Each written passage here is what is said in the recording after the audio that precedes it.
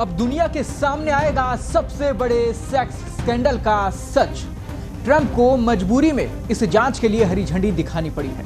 नमस्कार, मैं हूं आपके साथ कृपाशंकर शर्मा। अमेरिकी राष्ट्रपति डोनाल्ड ट्रंप ने एप्स्टीन फाइल्स ट्रांसपेरेंसी एक्ट पर हस्ताक्षर कर दिए हैं। इसके बाद अब कानून मंत्रालय को जेफरी एप्स्टीन की यौन अपराधों से जुड़ी सभी फाइलें, कम्युनिकेशन और 2019 में उनकी जेल में मौत की जांच की जानकारी 30 दिनों के भीतर ही जारी करनी होगी। जेफरी एप्स्टीन एक अमेरिकी फाइनेंशियर और निवेशक थे। उन पर सेक्स ट्रैफिकिंग, नाबालिग लड़कियों का शोषण और संगठित अपराध के आरोप लगे थे। वे अमीरों, राजनेताओं, सेलिब्रिटीज और वैज्ञानिकों के सर्किल में घूमते थे। 2019 में जब वे सेक्स ट्रैफिकिंग के ट्रायल का इंतजार कर रहे थे, जेल में उनकी मौत हो गई। इसे आधिकारिक तौर पर सुसाइड बताया गया, लेकिन उनकी मौत ने कई सवाल खड़े कर दिए। एप्स्टीन फाइल्स इन्हीं सवालों का केंद्र है।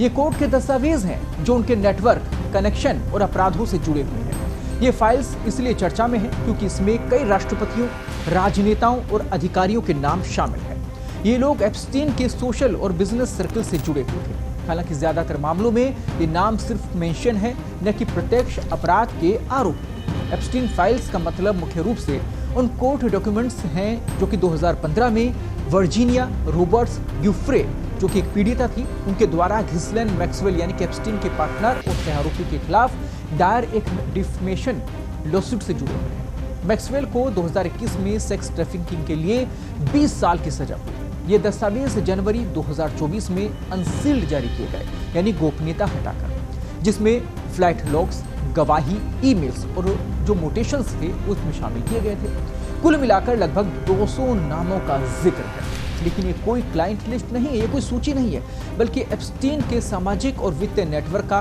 काले राज है। एप्स्टीन का नेटवर्क इसलिए इतना बड़ा था क्योंकि वे फाइनेंशियल एडवाइजर के रूप में अमीरों से जुड़े हुए थे। वे डोनेशन देते थे, पार्टियां आयोजित करते थे और राजनीतिक फंडिंग में मदद करते थे। एप्स्टीन न्यूयॉर्क और फ्लोरिडा में जो एलिट सर्किल था उसमें घूमते थे, यानी सबसे हाई क्लास। वे क्लिंटन फाउंडेशन को सपोर्ट करते थे और ट्रंप के मार ए लागो क्लब में भी जाते थे। वे कई पॉलिटिशियंस को लोन देते थे या ट्रिप्स पर ले जाते थे, लेकिन जांच में साबित नहीं हुआ कि सभी अपराधों में शामिल थे। एप्स्टीन और मैक्सवेल नाबालिग लड़कियों को मसाज के बहाने बुलाते थे, जो कि सेक्सुअल एक्सप्लॉयटेशन में बदल जाता था। कई हाई प्रोफाइल लोग इन पार्टियों में आते थे, एंजॉय करते थे, लेकिन सबूतों की कमी में ज्यादातर लोग बच निकले।